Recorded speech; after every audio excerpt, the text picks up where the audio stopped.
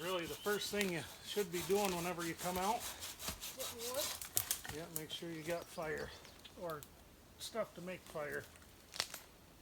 This is lucky that this was knocked down, because you're not supposed to cut anything live here.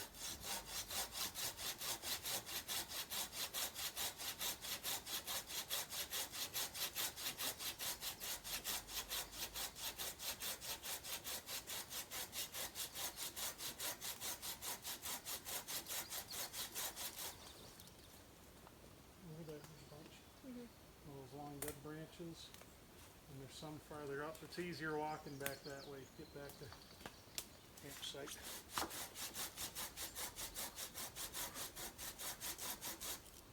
Boy, they are thick in here, little bastards. Just down by the water.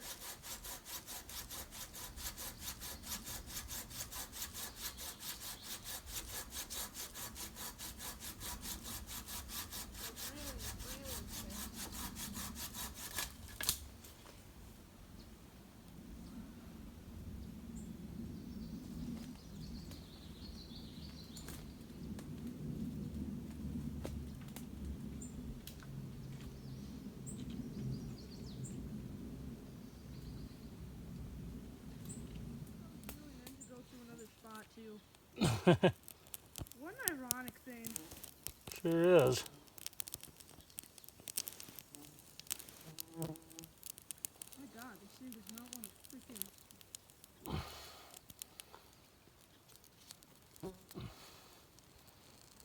Hook.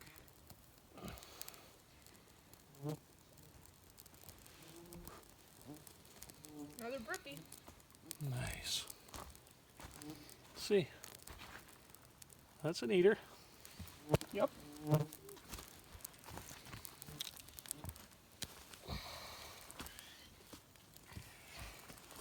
Yep.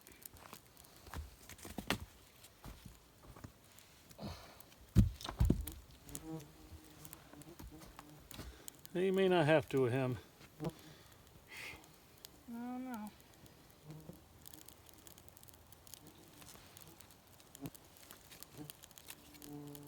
Still pretty live, Blake.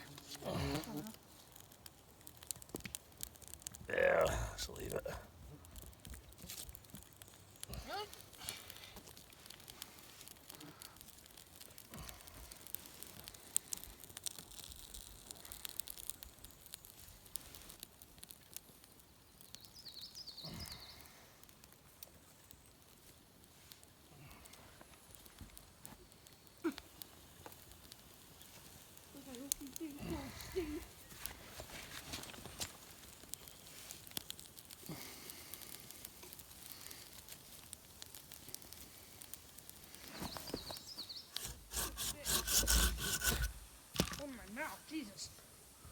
Man, can't believe these people Didn't take the freaking spot. green wood. Beaver. Something a beaver gnawed down and somebody dragged it up here camping last. Left it right in the middle of everything. Well, if you split it small enough and the fire's hot enough, it'll burn. Yep. Just not as well. It's actually burning better than that wet crap that we were finding.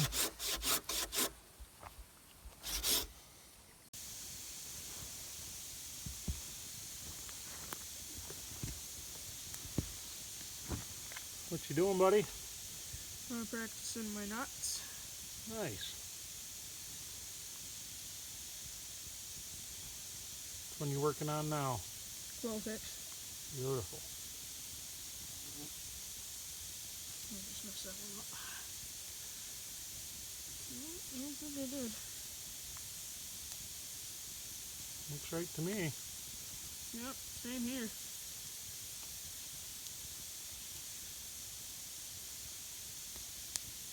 Flies. And black flies are crazy today. Mm-hmm. You gotta love them.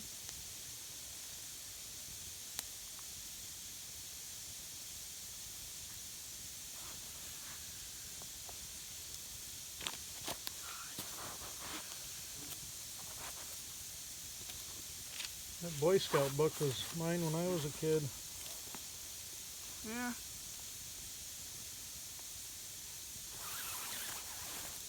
It's a big string. Yeah. 550 cord. You know why they call it 550 cord? I have no idea. It can hold 550 pounds. Jeez. You wouldn't think it, huh? No, not at all. Of course, I'd never want to try it, but that's what it says it can hold. What are you trying now? Get, half pitch. Half hitch? Mhm. That's one we use all the time and you don't even realize it. I bet I use it too. No, you do. Yeah. You got it right. Yeah. And do the other half of it. You actually tied it on your hammock rain fly today without realizing it. Let's start over because I.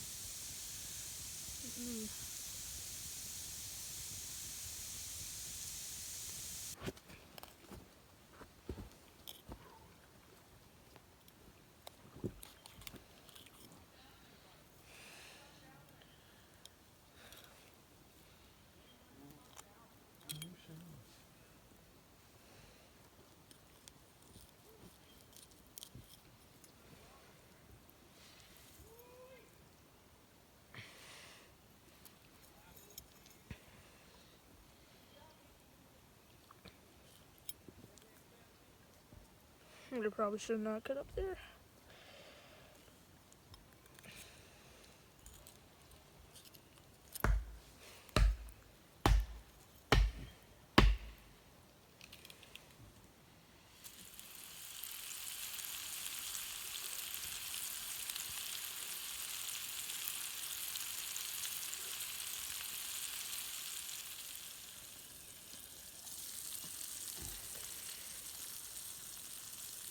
Might even flip them.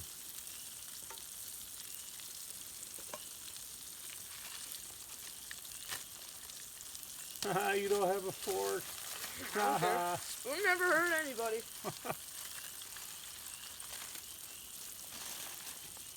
Can't believe you didn't check to see if you had both halves. I did not think of that. I have both halves.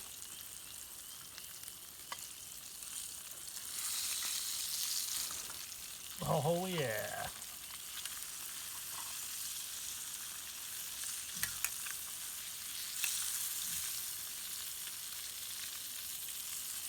Look at that.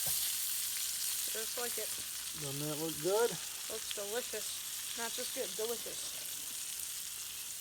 Are you sure you don't want cayenne pepper on your fish? Well, Oh my God, jeez. No, I'm not going to put cayenne pepper on your fish for you. Oh, I almost gave you cayenne. You almost got it, buddy. Oh, wouldn't you be surprised? Boy, you actually have to do that. What's that? No, probably not. You like black pepper though, right? Yep. I figured you did. I'm out, Emma. Thinking of Emma. Emma doesn't like any kind of pepper. Okay, so you gotta cook your mashed taters. Get your bag of potatoes, get your nesting cup, get your spoon. Alright. Find a hot spot to set these cups without disturbing that frying pan.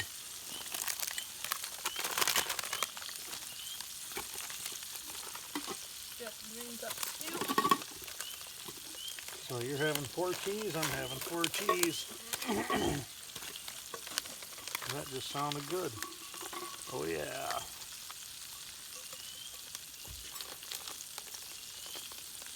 The secret to good mashed potatoes is about a half a cup of butter. Of course it is. It looks like the full bag fits in there. So take your bottled water. Oh, never mind. Huh. Not ready yet. What is the nut? Is that the notch? That's supposed to be the notch. Where is the freaking notch? I can't see the notch. Is it up here or down here? No, down there. Easy tear, yeah, right. So you need a moment there, buddy? Yeah, probably. You just not like me too much. I don't no idea how much water to put in because we're not measuring stuff. We'll add it if we need it, right? Yeah.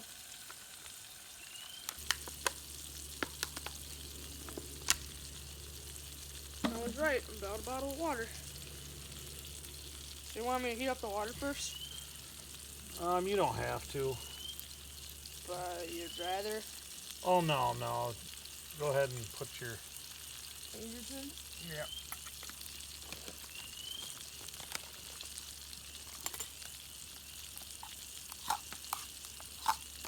Tater powder.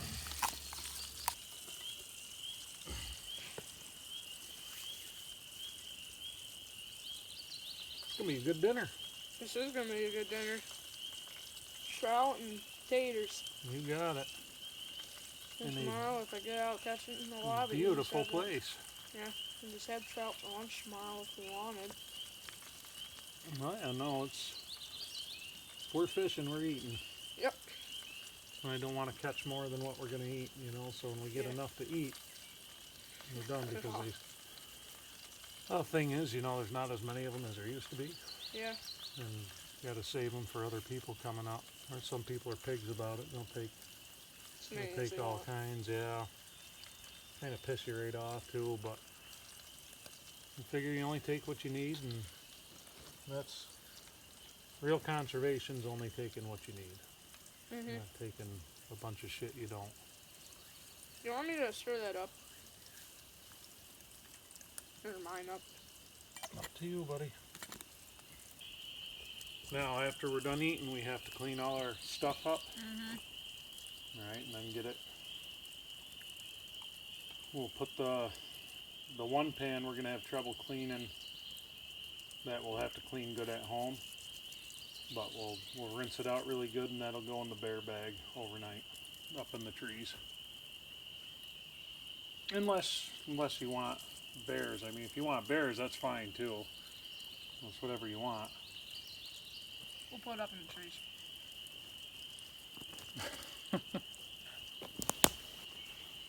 What do you think I'm on? Crack, if you were to ask me. Look at the size of that one. He's Huge. He is. He or she. I can't really tell. Wow. Good job, buddy. Look at that. I'm afraid if I let my rod go, it'll snap it. Buddy, you just caught lunch, dinner, and maybe breakfast. Maybe even. Nope. Sorry. Here, go ahead and grab your pole. Take your pole up there and get this one. Why, good job. Look at that. Jeez. That's a big one. Little seedy, but looks like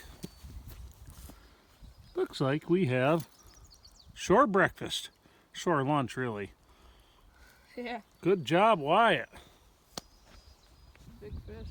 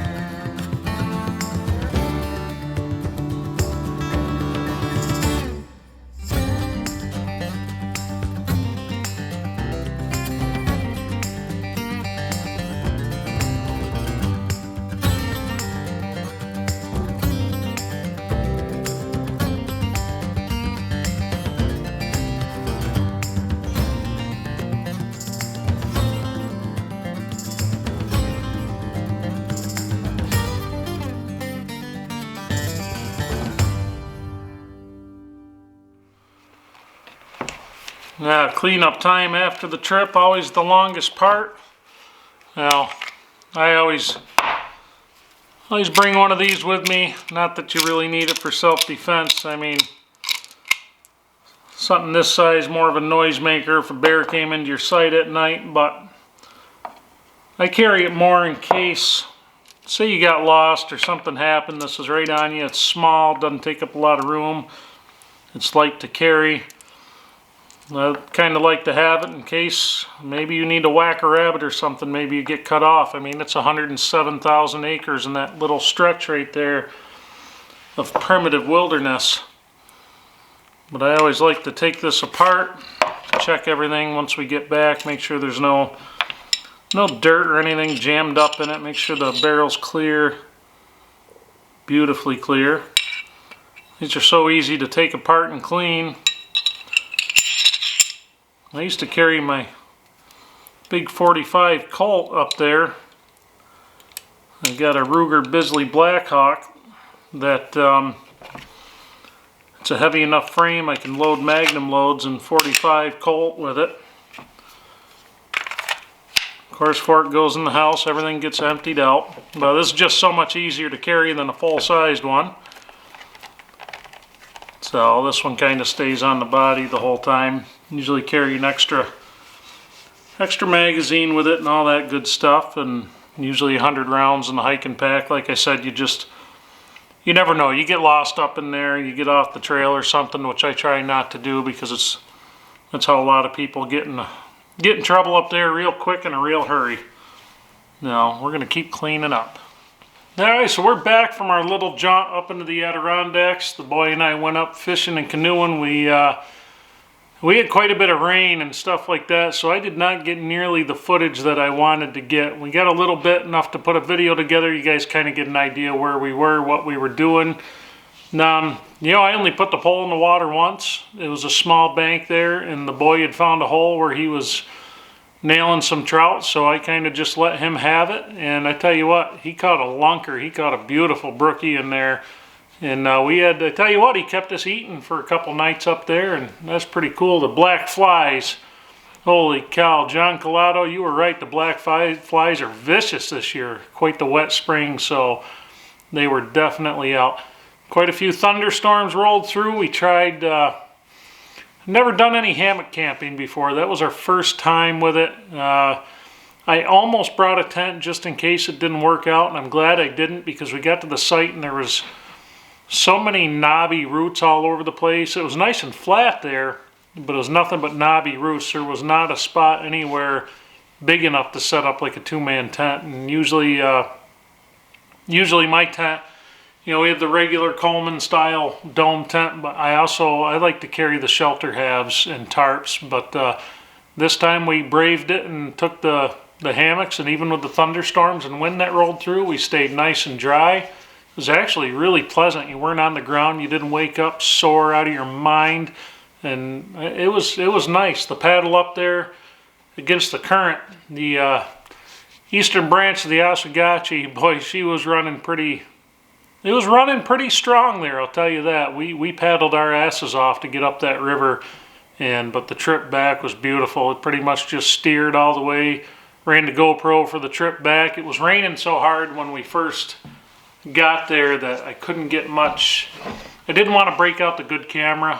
I brought a waterproof box for it to put all that stuff in, so pretty much didn't really break out the good camera much, so everything's iPhone and GoPro on this one. Of course, back here in the barn we're using the good one again, but it was a good time. I tell you what, we needed that around here. It's been so long since we've done something like that. My son and I actually have never gone camping, just him and I. I've taken Emma before, just her and I, and now I owe her a trip too, which is okay, because it's just a good excuse to get back up there. I tell you, if any of you live in the Northeast, or anywhere really, and you think you can't find any primitive wilderness areas, I tell you what, you're mistaken. You get up in the Adirondack Park, it is 6 million acres in the Adirondack Park. Half of it is public, half of it is private. But in the area where we were, the Five Ponds Wilderness is 107,000 acres of primitive wilderness. The Pepperbox Wilderness that butts up to it, something like another 20-some thousand acres of primitive wilderness. Then you have the Cranberry Lake Primitive Wilderness that butts up to the northwestern edge of it. So it's a huge area, probably 160, 170,000 acres of adjoined primitive wilderness. And what that means is there's no roads through it. There's just some footpaths, canoe carries, you know, some portages, things like that. And you have some designated primitive camping sites designated by the Forest Service or the forest rangers up there in the DEC. And it's really nice. The people that go up there, yeah, there's quite a few hippies rolling through, but boy, they're all friendly and they're all nice. We were up there the first night and we could hear these couple of canoes coming up probably from 2 miles away because they kept yelling, "Row!" It was funny. It kind of shatters the nice and quiet, but at the same time, you know, we had just done that paddle ourselves and it was a hard paddle, and those poor guys were, I don't think they'd been up there too much before. It's just one of those things you have to deal with. So we probably paddled 5 or 6 miles if I had to guess. Total, we're probably close to 10, 12 miles off the road. So out there, you couldn't hear a single vehicle the entire time we were out there. It's just nice to be out there. So anyway, I hope you guys enjoyed this one. I really enjoyed being out there. The boy really enjoyed being out there. We came back a little bit early because, to be honest with you, the bug spray just did nothing for the black flies. They chewed us up and spit us back out like they'd been starving or something. But we had a good time nonetheless, even with the thunderstorms and all that. But I gotta say, if you guys have trouble getting out there because of sleeping on the ground and the tents just makes the whole experience bitter and painful for you, try the hammocks. You can get The setup we picked up 2 of them, 60 bucks a piece off of Amazon. It came with the hammock, the mosquito net, and the rain fly. I think the only other thing I would add to that would probably be an under quilting. It's kind of like an insulation layer that goes under the hammock, because being up off the ground, the wind can get under you. It can make you a little bit chilly.